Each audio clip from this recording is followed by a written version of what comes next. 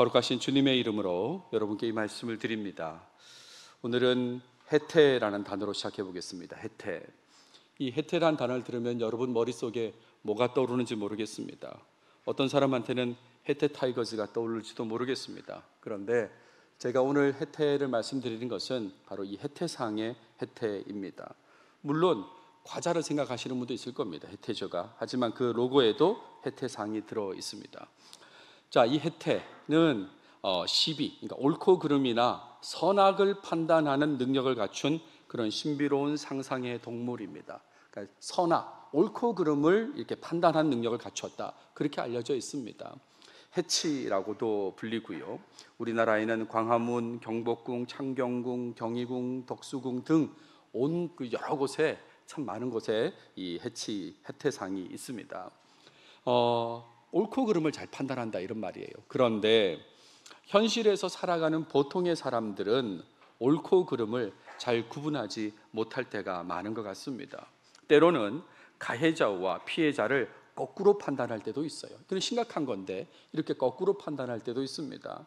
학교 폭력의 상황에서, 가정 폭력의 상황에서, 교통사고의 상황에서 가해자가 피해자를 오히려 가해자로 몰아가고 저 사람이 가해했다고 그렇게 할 때에 판단을 제대로 못해서 거꾸로 이렇게 접근하기도 하죠.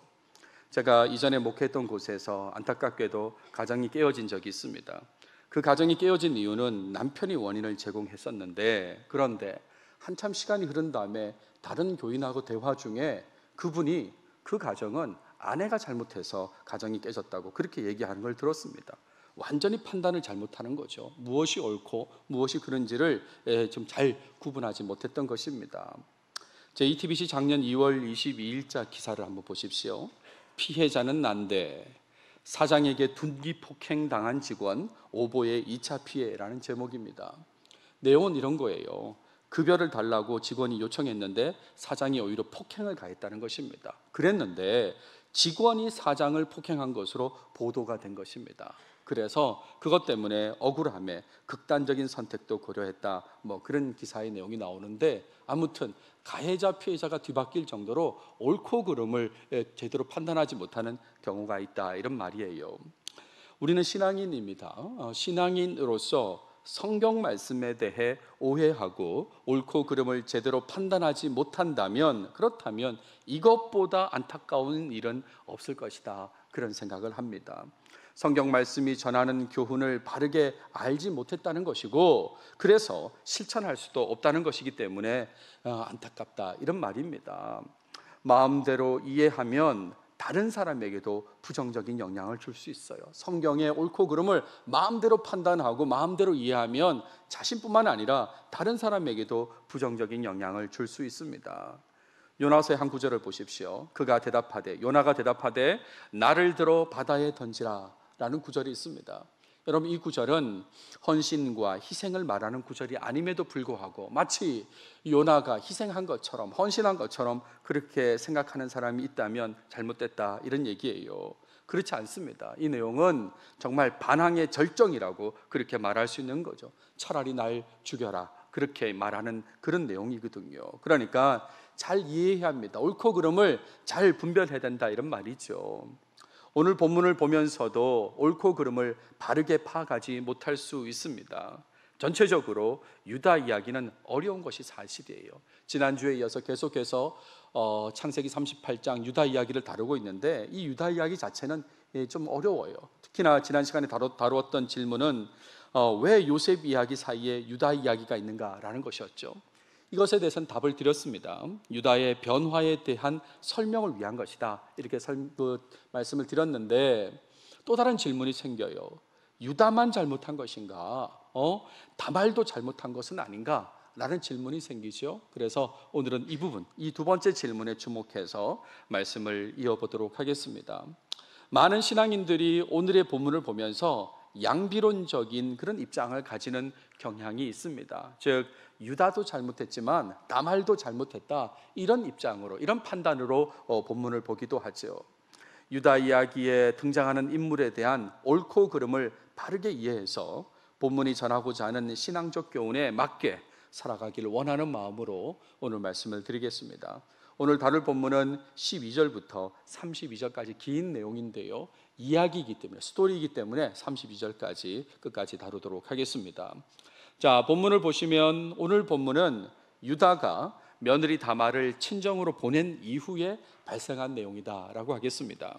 전체적으로 당황스러움을 크게 느끼게 만드는 그런 이야기인데, 그 가운데 시아버지와 며느리에 대한 이야기가 중심 내용인 것입니다. 앞서 언급한 질문, 유다만 잘못한 게 아니라 다말도 잘못한 거 아닌가라는 그 질문을 가지고 본문을 한번 살펴보고자 합니다. 먼저 12절에 보시면 유다가 움직이게 되는데, 며느리 다말이 친정으로 떠난 이후의 상황입니다. 본문에 보시면 얼마 후에라고 그렇게 짧게 되어 있지만, 이 내용을 좀 길게 설명하면 정확한 시간을 알 수는 없지만 여전히 셋째 아들 셀라와 다말이 결혼하지 않은 상황, 그 상황이 지속되는 중에 얼마 후에, 이런 말입니다. 얼마 후에 유다의 아내가 사망하는 그런 상황이 발생합니다. 이 일로 유다는 위로를 받았다고 했어요. 아내가 죽었으니까 슬퍼하고 주위 사람들이 위로하는 그런 상황이 있었다, 이런 말입니다.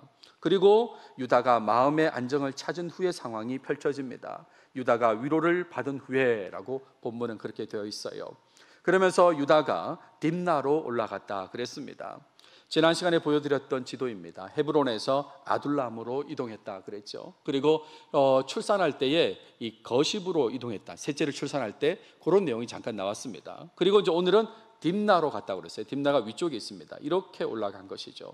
이렇게 유다가 이동했다는 얘기가 앞부분에 나옵니다. 이 딥나 하면 생각나는 사람 있죠. 사사시대 때 활동했던 사사인데, 이 딥나에 가서 여자를 만나러 간 사람이 있습니다. 누굽니까? 삼손이요. 그렇죠. 삼손이 딥나에 가서 여자를 만나려고 했습니다. 자, 그리고 이제 이 친구와 함께 이동했다고 되어 있고, 양털 깎는 자에게로 갔다 그랬습니다. 본문에 보시면 그의 친구 아둘람 사람 히라와 함께 딥나로 올라가서 자기의 양털 깎는 자에게 이르렀더니, 그냥 심심해서 간 것이 아닙니다. 양털 깎는 자에게 갔다, 이런 말은 양털 깎는 축제 기간이었다, 그렇게 생각하시면 됩니다. 양털을 깎는 일은 한꺼번에 하게 되는데 축제처럼 이렇게 진행되어서, 그래서 딥나로 간 것입니다. 이 축제 기간에는 포도주를 많이 마실 수 있는 기간인데, 요걸 가지고 요 부분을 생각하시면서 오늘 본문을 보시면 좋겠습니다. 자, 13절 14절에 다말의 행동이 나옵니다. 시아버지 유다가 딥나로 온 것을 듣게 되었습니다. 그러니까 다말은 옷을 갈아입었다 그랬어요. 과부의 옷에서 얼굴을 가린 옷으로 갈아입었습니다. 과부의 옷이라는 게 어떤 옷인지 모릅니다. 하지만 당시 문맥 속에서 누가 봐도 저 사람은 과부다 을 표현되는 그런 옷인 것 같습니다. 그리고 얼굴을 가린 옷이라고 하는 것은 뒤에 보면 창녀로 오해받을 수 있는 그런 옷이다라는 것을 알 수 있죠. 그리고 이제 딥나로 들어가는 길에 앉아 있었다 그랬어요. 딥나 길곁 에나임 문에 앉으니라고 했는데, 이렇게 한 이유를 설명합니다. 이렇게 한 이유가 뭐냐면 셀라 때문이라는 거죠. 이는 셀라가 장성함을 보았어도 자기를 그의 아내로 주지 않음으로 말미암음이라 라고 했습니다. 이런 상황 때문에 시아버지가 딥나에 왔다고 했을 때 지금 다말이 이렇게 행동했다라고 설명하고 있습니다. 그리고 15절부터 19절은 유다와 다말이 만나는 그 장면의 이야기입니다. 유다는 다말을 창녀로 여겼다 그랬어요. 얼굴을 가린 옷차림 때문에 그런 것이죠. 그래서 유다가 다말한테 말합니다. 나로 내게 들어가게 하라 라고 그렇게 얘기합니다. 여러분, 이거는 멀쩡한 정신으로 이렇게 얘기했다고 생각하시면 안 됩니다. 앞서 제가 양털 깎는 축제 기간이라고 그랬지 않습니까? 아마 유다는 술에 취한 상태였을 것입니다. 그러면서 창녀라고 생각한 여자한테 나로 내게 들어가게 하라 라고 했어요. 상대가 다말인 줄 몰랐습니다. 이 부분은 성경 본문도 분명히 얘기하고 있습니다. 그의 며느리인 줄 알지 못하였음이라 라고 하죠. 그런데 며느리인 줄 알지 못했다고 해도 상처 후에, 아내가 죽은 후에 이런 행동을 긍정하기는 힘듭니다. 옳다고 할 수는 없는 것이죠. 아무리 그래도 어떻게 창녀한테 갈 수 있느냐, 이렇게 생각할 수 있는 그 장면입니다. 자, 그러면서 다말이 유다한테 얘기해요. 당신이 무엇을 주고 내게 들어오려 하느냐 그랬습니다. 그랬을 때 유다가 다말한테 염소 새끼 한 마리를 언급합니다. 내가 내 떼에서 염소 새끼를 주리라 라고 했어요. 그런데 당장 줄 수 있는 염소 새끼가 있었던 것은 아니었습니다. 그런 상황에서 내가 나중에 염소 새끼 한 마리 줄게 라고 그렇게 얘기한 것이죠. 그랬을 때 다말이 당신이 그것을 줄 때까지, 염소 새끼 한 마리를 줄 때까지 담보물을 주겠느냐라고 했습니다. 그때 유다가 다말한테 무슨 담보물을 내게 주랴라고 하죠. 그때 다말이 아마 유다를 이렇게 쳐다봤을 것입니다. 그리고 몸에 있는 것들을 얘기하죠. 당신의 도장과 도장에 묶여있는 그 끈, 그리고 당신의 손에 있는 지팡이로 하라라고 그렇게 제시합니다. 그랬을 때 유다가 그것들을 다말에게 주었다 그랬어요. 유다가 그것들을 줄 때에는 매우 좀 가벼운 마음으로 줬을 거예요. 그저 나중에 교환할 생각으로, 내가 염소 새끼 한 마리 가져오면 교환할 수 있다는 그런 생각으로 그냥 주었을 것입니다. 자, 그런 다음에 다말이 유다로 말미암아 임신했다는 내용이 나와요. 이 내용은 나중에 드러난 상황인데 그것을 지금 땡겨와서 먼저 여기서 언급하는 것이다 라고 할 수 있고, 다말은 과부의 모습으로 일상으로 돌아갔다는 내용이 등장합니다. 그가 일어나 떠나가서 그 너울을 벗고 과부의 의복을 도로 입으니라 라고 했죠. 그런 다음에 20절부터 23절은 담보물을 찾으려는 유다의 모습이 나옵니다. 친구, 여기 친구는 이제 아둘람 사람 히라를 말하는데 그 친구를 대신 보냅니다. 이 대신 보냈다는 이 내용 속에서 부끄러운 일이란 것을 유다는 알고 있었습니다. 자기가 하는 행동이 부끄럽다는 걸 알고 있어요. 그래서 친구를 대신 보냈다 이런 말입니다. 근데 그 친구는 염소 새끼를 받을 여인을 찾지 못했습니다. 그래서 그 친구가 그 지역 사람들에게 물었을 때에 그 지역에는 창녀가 없다는 그런 대답을 듣게 된 것입니다. 그래서 이 내용을 유다의 친구는 유다에게 그대로 전달했습니다. 그랬을 때에 유다의 반응은 이렇습니다. 그로 그것을 가지게 두라. 그 여인으로 그것을 가지게 두라. 그것이라고 하는 것은 도장, 끈, 지팡이지 않습니까? 그냥 두라고. 우리가 부끄러움을 당할까 하노라. 내가 이 염소 새끼를 보냈으나 그대가 그를 찾지 못하였느니라. 이 내용 속에서 알 수 있는 것은 유다는 죄책감이 없습니다. 죄책감이 없어요. 죄책감보다는 소문으로 인해서 무너질 자신의 명예에 더 신경을 쓰는 반응이에요. 그러니까 못 찾았으니까 두라고, 더 시끄럽게 하지 말라고, 그런 내용이 이제 나오는 거죠. 그리고 이제 24절부터 26절은 다시 유다와 다말에 대한 내용이 나옵니다. 3개월이 지났습니다. 유다는 소문을 듣게 되었어요. 다말의 임신 소식인데, 그런데 이 다말의 임신을 행음의 결과라고 추정한 사람이 있었습니다.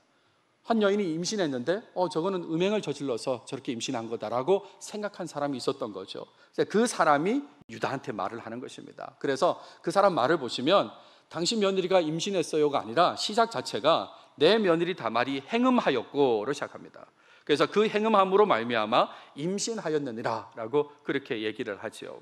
그랬을 때에 유다의 격한 반응, 이 냉정한 반응이 나타납니다. 이 부분은 제가 지난 시간에도 말씀을 드렸습니다. 첫째 아들, 둘째 아들이 죽어도 냉정한 반응을 보였던 유다가 며느리에 대해서도 굉장히 냉정한 반응을 보이는데 그를 끌어내어 불사르라 라고 그렇게 얘기를 하죠. 그래서 그 연락이 가서 다말이 끌려나갈 때에 유다에게 다말이 사람을 보냅니다. 시아버지에게 메시지를 전달한 것이죠. 이렇게 전달합니다. 이 물건 임자로 말미암아 임신하였나이다. 청하건대 보소서 이 도장과 그 끈과 지팡이가 누구의 것이니까? 라고 이제 그렇게 전달하게 한 것입니다. 그랬을 때에 유다의 반응이 나오는데 이게 우리 본문 속에서는 그냥 쉽게 이렇게 나오지만 전체 내용 속에서는 완전히 반전을 이루는 그런 반응이 나오는 것입니다. 유다가 깨닫고 돌이키는 반응이다라고 할 수 있는데 이렇게 언급해요. 그는 나보다 옳도다. 이 다말은 나보다 옳도다. 내가 그를 내 아들 셀라에게 주지 아니하였음이로다 라고 그렇게 얘기하죠. 그렇게 못난 모습을 보였던 이 유다가 이제는 깨닫고 돌이키는 모습이다 이런 말입니다. 자신의 죄를 인정하는, 자기가 죄를 지었다는 것을 인정하는 그런 말이 그는 나보다 옳도다라는 것이고, 바꿔 얘기하면 다말의 무죄를 선언하는 말이다 라고도 할 수 있습니다. 다말은 죄가 없고 내가 죄를 지었다, 내가 나쁜 짓을 했다 이렇게 말하는 거다 이런 말이죠. 그래서 이어지는 내용은 다시는 그를 가까이 하지 아니하였더라 라는 내용이 나와요. 그런 다음에 마무리는 다말이 출산하는 내용인데 쌍둥이를 출산하게 됩니다. 베레스와 세라인데, 여러분 제가 제 말로 본문 내용을 바꿔보겠습니다. 한번 잘 보십시오. 세라의 손에, 세라라는 아들이 이제 출산되는데 손이 먼저 나왔어요. 출산 과정 중에 손이 먼저 나왔습니다. 산파가 그 손에다가 홍색 실을 이렇게 묶어서 표시했습니다. 그런데 그 손이 다시 도로 들어가 버립니다. 그런 다음에 베레스가 먼저 나옵니다. 출산이 됩니다. 그리고 나서 이후에 세라, 홍색 실을 묶은 세라가 출산되었습니다. 자, 그렇다면 누가 장남입니까? 베레스가 장남입니까? 손이 먼저 나왔던 하지만 뒤에 태어났던 세라가 장남입니까? 누가 장남일까요? 잘 모르시겠습니까? 우리 본문은 세라가 장남이라고 그렇게 얘기합니다. 그의 형 곧 손에 홍색 실 있는 자가 뒤에 나오니, 뒤에 나왔다고 했음에도 불구하고 이 세라를 형이라고 그렇게 표현하고 베레스를 아우라고 그렇게 표현하고 있습니다. 근데 구약 성경을 읽다 보면 이 유다가 다말을 통한 이 아들들 베레스, 세라가 여러 번 언급되는데요. 근데 한 번도 예외 없이 베레스가 먼저 언급되고 있다는 것은 알 수 있습니다. 자, 여기까지가 오늘 본문의 내용이에요. 오늘 본문도 계속해서 유다의 부정적인 모습을 보여주고 있습니다. 그의 변화를 보여주기 위한 내용이라는 거, 그걸 알고 있어도 사실은 읽기에 편하지 않는 그런 내용이 오늘 본문의 내용이죠. 유다라는 사람의 모습은 마지막 깨닫는 내용이 나오기까지, 네가 옳다라고 하는 그 내용이 나오기까지 정말 안 좋은 모습의 연속이다라고 할 수 있습니다. 꾸준히 안 좋고 더 강하게 안 좋은 모습을 보인 게 유다다, 이런 말이에요. 오늘 본문 속에 나타난 유다의 부정적인 모습은 이런 겁니다. 일단은 셋째 아들 셀라와 며느리 다말을 계속해서 셀라가 장성했음에도 불구하고 결혼시키지 않는 그런 모습을 보입니다. 표리부동한 모습이죠. 아들 주겠다고 해놓고 주지 않는, 그래서 친정 보내놓고 며느리를 주지 않는 그런 모습을 보였다, 이런 말입니다. 며느리의 마음을 이해하지 않는 그런 모습이고, 바꿔 얘기하면 이웃 사랑을 실천하지 않는 그런 모습이 유다의 모습이었다, 이런 말입니다. 또 다른 부정적인 모습은 아내가 죽은 이후에 창녀를 가까이 했던 것입니다. 며느리인지 몰랐다고 그랬죠. 창녀라고 생각하고 그 창녀를 가까이 한 것이죠. 어떻게 이럴 수가 있습니까? 여러분, 음행이라고 하는 것은 하나님을 경외하지 않는 모습입니다. 잠언에 보시면 잠언 7장에 이 음행과 관련돼서 긴 내용이 나오는데 이렇게 시작해요. 어리석은 자 중에 젊은이 가운데 한 지혜 없는 자를 보았노라. 지혜가 없는 자가 이 음행에 빠지는 그 모습을 얘기하는데, 22절 보시면 젊은이가 곧 그를 따랐으니, 그 여인을 따랐으니 소가 도수장으로 가는 것 같고 미련한 자가 벌을 받으려고 쇠사슬에 매이러 가는 것과 같도다. 이런 모습이라 이거죠. 얼마나 어리석습니까? 미련한 모습, 하나님을 경외하지 않는 모습인 거죠. 이런 모습을 지금 유다가 보였다, 이런 말입니다. 세 번째 부정적인 모습은 자신의 명예만을 중요하게 여기는 그런 모습을 보인 거죠. 한번 생각해 보십시오. 셋째 아들을 며느리에게 주기로 한 약속, 그 약속은 무시했잖아요. 그 약속은 무시하면서 창녀에게 주기로 한 염소 새끼 약속은 지키려고 하는 거죠. 셋째 아들 준다는 약속을 안 지키면서 창녀한테 염소 새끼 준다는 약속은 지키려고 했던 그 모습이 이 유다의 모습이었고, 친구를 통해서 은밀하게 진행하려고 했습니다. 자신의 명예를 지키려고 했다, 그런 얘기죠. 특히나 자신의 명예와 관련해서 결정타는 이거죠. 며느리 임신 소식에 그녀를 불살라 죽이라고까지 했지 않습니까? 명예를 중요시 여기는 사람이 이 유다였다, 이런 말입니다. 이런 부정적인 모습의 연장선에서 최악으로 나타난 결과는 이 며느리와 부적절한 관계를 맺은 것이죠. 유다는 명예를 중요하게 여겼지만 두고두고 수치를 당하는 그런 사람이 되었습니다. 물론 그는 자신의 잘못을 깨닫고 돌이켰기 때문에 이후에 변화된 모습을 보여준 것은 사실입니다. 하지만 아무튼 창세기 38장에 나타난 유다는 매우 부정적인 모습, 네가 옳도다라고 하기 전까지 모습은 정말 다 부정적인 그런 모습이었다, 이런 말이죠. 자, 그렇다면 원래 제가 설교 초반에 드린 그 질문을 한번 돌아와 보시죠. 그럼 다말은 잘못이 없나? 유다가 잘못했던 걸 알겠습니다. 전체적으로 다 부정적인 모습이란 걸 알겠어요. 그러면 다말은 잘못이 없는가?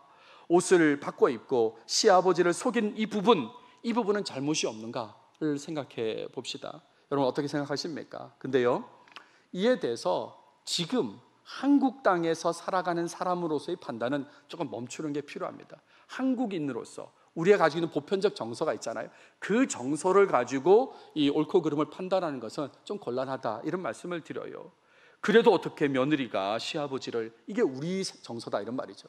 어떻게 며느리가 시아버지한테 속이고 그렇게 할 수 있냐, 이렇게 생각한다면 이거는 이렇게 표현이 좀 그런데 쌍방이라고 생각하는 거죠. 그렇잖아요. 쌍방이라고. 여러분, 쌍방이란 말 무슨 말 아시죠? 교통사고 상황에서 이건 쌍방이야, 쌍방이라는 말은 비율이 나와야 돼요. 5대 5냐, 6대 4냐, 7대 3이냐, 8대 2냐. 그럼 뭐라고 생각하십니까? 8대 2 정도 되겠습니다. 혹시 그렇게 생각하십니까? 이게 우리가 가지고 있는 생각 기준으로 이 상황을 판단하는 것입니다. 성경이 중요하게 여기는 것은 하나님께서 주신 말씀에 순종하려고 했다는 거예요.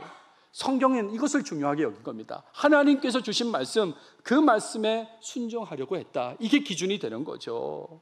하나님께서는 생육하고 번성할 것을 말씀하셨습니다. 창세기 1장에서 하나님이 그들에게 복을 주시며 하나님이 그들에게 이르시되 생육하고 번성하여 땅에 충만하라 라는 말씀을 주셨습니다. 그리고 계속 이어진 자손에 대한 약속의 말씀도 주셨습니다.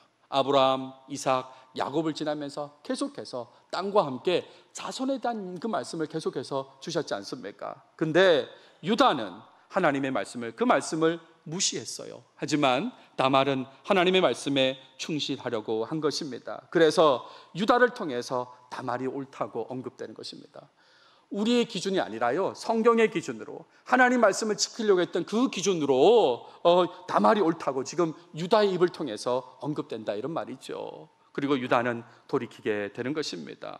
이후에 이런 다말은 예수님의 족보에도 언급됩니다. 다 아시죠? 그죠? 마태복음 1장에 나오잖아요. 아브라함이 이삭을 낳고 이삭은 야곱을 낳고 야곱은 유다와 그의 형제들을 낳고 유다는 다말에게서 베레스와 세라를 낳고, 특별히 여인의 이름을 언급하면서 유다는 다말에게서 베레스와 세라를 낳는다고 그렇게 언급되어 있습니다. 그러므로 성경 내용에 대한 옳고 그름의 판단의 기준은 하나님의 말씀이라는 것을 꼭 아셔야 하는 것입니다. 다말에 대해서는 그 부분만 생각하셔야 되는 것입니다. 자꾸 여러분 마음속에 그래도 어떻게 며느리가 그래도 어떻게 라고 생각한다면 그 생각을 멈춰야 된다, 이런 말이죠. 하나님의 말씀을 지키려고 한 부분, 그 부분에만 주목하셔야 된다, 이런 말입니다. 그리고 유다도 마찬가지예요. 하나님의 말씀에 비추어서 빠르게 변화되었다는 것을 기억해야 돼요. 이런 부정적인 사람이 하나님 말씀에 비추어서 이렇게 바뀌었다, 이렇게 생각해야 된다, 이런 말이죠. 그래서 오늘 적용점으로 말씀드리고 싶은 것은 유다와 다말의 내용을 통해서 내 삶 속에 옳고 그름의 기준이 하나님의 말씀이 되는 그런 삶을 살아야 된다는 말씀을 드립니다. 내 삶의 기준도 하나님 말씀이 되어야 된다, 이 말씀을 드리려고 한다, 이런 말이에요. 하나님의 말씀대로 살려고 노력하지 않을 때, 하나님 말씀이 기준이 되지 않을 때 우리는 쉽게 세상적인 기준과 판단에 매몰되어 살기 쉽습니다. 그러면 어떻게 됩니까? 계속 그래도를 얘기하는 거죠. 생각하고 말하는 것입니다. 성경 말씀이 주어져도 그래도 자꾸 그렇게 된다, 이런 말이죠. 세상에서 말하는 기준과 판단에 휩쓸려서 그것이 마치 옳은 것처럼 생각하고 계속 살아간다면, 그렇다면 하나님의 말씀이 내 기준에 맞으면 받아들이고요, 그렇지 않으면 멀리하게 되는 거죠. 하나님 말씀이 기준이 되어야 되는데 세상적 기준에 빠져 있으면 오히려 하나님 말씀을 나한테 맞는 것 같은데, 맞지 않는 것 같은데, 그렇게 하면서 멀리하게 된다, 이런 말이죠. 이런 어이없는 상황이 현실에서는 너무나 자주 나타나고 있습니다. 그래서 사람들이 얘기해요. 나한테 맞는 말씀이라고, 또 나에게 맞지 않는 말씀이라고, 이렇게 얘기한다, 이런 말입니다. 하나님 말씀이 기준이어야 되는데 자기가 세상적 기준이 되니까 내게 맞는 말씀, 맞지 않는 말씀, 이렇게 얘기한다, 이런 말이죠. 하나님의 말씀이라고 해도 자신과 맞지 않는다고 생각하면 잠깐 배척하는 게 아니라 지속적으로 무시하며 살아갑니다. 저 말씀은 안 지켜도 되는 걸로 그렇게 생각하고 살아간다, 이런 말이죠. 그리고 오히려 세상의 기준을 거꾸로 성경에 적용해가지고 나름의 논리를 펼치기도 합니다. 세상의 그 기준을 성경에 가져와가지고 논리를 펼치는 거예요. 이런 겁니다. 세상적인 성공을 하나님께서 주시는 복이라고 그렇게 생각하고, 그러니까 그것은 옳은 것이라고 그렇게 여긴다, 이런 말이죠. 이런 식으로 생각하면 세상적으로 성공하지 못했다고 생각되는 사람은 복받지 못했고 옳지 못했다고 그렇게 평가되잖아요. 이게 이런 일이 있을 수 있습니까? 이 질문 한번 대답해 보십시오. 하나님께서는 우리가 세상적으로 성공하기를 원하십니까? 여러분 그렇게 생각하십니까? 하나님은 우리가 세상적으로 성공하기를 원하신다고 그렇게 생각하십니까? 그래야 복음 전파가 더 잘 된다고 생각하십니까? 우리가 성공해야 복음 전파가 더 잘 된다, 혹시 그렇게 생각하십니까? 성경이 말하는 핵심 메시지 중에 하나는 바로 하나님께서는 전지전능하시다는 거예요. 하나님은 모든 걸 알고 계시고 모든 것이 능하신 분이라는 거예요. 이게 성경이 말하는 핵심 중에 하나입니다. 그리고 그런 전지전능하신 하나님께서는 나와 항상 함께 하십니다. 가끔이 아니라 항상 함께하고 계신다, 이런 말이죠. 그러니까 이런 하나님을 믿는다면 하나님을 향해서 나를 성공시켜 달라고 간구해야 될 이유가 없지요. 그렇지 않습니까? 전지전능하신 하나님께서 나와 늘 함께하고 계신데 내가 성공한다는 게 무슨 의미가 있습니까? 하나님만 함께 있으면 되지. 그러니까 하나님의 함께 하심만으로 만족할 수 있는 것입니다. 내가 어떤 삶을 살든지 하나님이 함께하니까 만족할 수 있다, 이런 말이에요. 가끔 저랑 개인적으로 교제하는 목사님 중에 다리에 장애를 가진 한 목사님이 있습니다. 그분 이야기인데요, 어릴 때부터 가지고 있던 장애입니다. 그래서 하나님께 치료를 간구하고 또 간구했어요. 하나님, 내 다리 좀 치료해달라고, 낫게 해달라고 그렇게 간구를 했는데, 그냥 단순히 치료 낫게 해달라 정도가 아니라 사람들이 깜짝 놀랄 만한 강한 다리를 원했던 거죠. 아니, 저런 사람이 이렇게 다리가 강해졌어, 그런 걸 소원하면서 그러면서 기도했다, 이런 말입니다. 근데 어느 날 깨닫게 된 것이에요. 뭘 깨닫게 됐냐면, 하나님께서는 누구보다 강하신 하나님 자신만 의지하기를 원하신다는 거예요. 다리를 강하게 하는 게 아니라 강하신 하나님을 의지하는 것, 그걸 원하신다는 것을 깨달았다, 이런 말입니다. 그러니까 바꿔 얘기하면 강하게 해달라고 하지 말고 강한 나를 의지해라고 그렇게 말씀하시더라는 거죠. 근데 세상적 기준에 빠져 있으면 자꾸 내가 강하고 싶잖아요.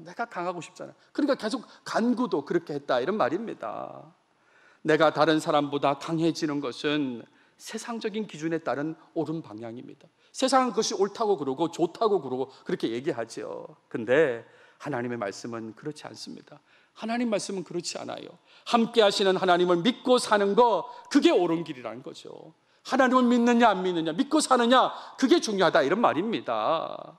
매 순간마다 전지전능하신 하나님, 그 하나님의 함께 하심을 믿을 때에 달라진 삶을 살게 될 것입니다. 하나님이 지금도 나와 함께하고 계신데 그걸 믿는 사람이 제대로 바른 달라진 삶을 살 수 있다, 이런 말이에요.